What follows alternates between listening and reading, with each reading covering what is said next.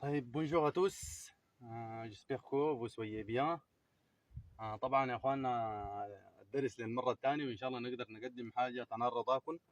في الدرس اللي فات اللي هو اخذنا لسالوتاسيون اللي هو التحايا في اللغه الفرنسيه، فالمره دي ان شاء الله حناخذ لي برونوم بيرسونيل اللي هي الضمائر الشخصيه، الضمائر في اللغه الفرنسيه اللي هي عندنا جو اللي هي بمعنى انا، جو انا، وتي بمعنى أنت، تي أنت، وإل هو، إل هو، إل هي، إل فو أنتم، فو أنتم، نو نحن، وإل هم، وإل هن.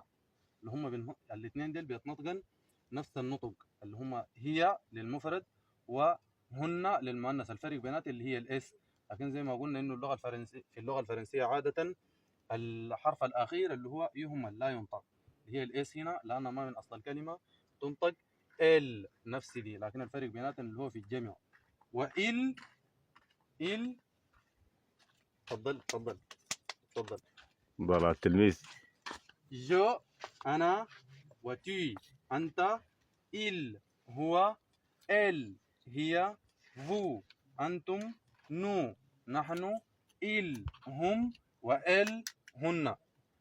جو اللي هو ضمير المتكلم أنا، tu ضمير المخاطب أنت، il ضمير الغائب هو، elle ضمير الغائبة هي، vous اللي هو أنتم المخاطبون، nous اللي هو ضمير جمع المتكلمون نحن، il اللي هم غائبون هم مذكر، ال هن اللي هو للغائبات المؤنث.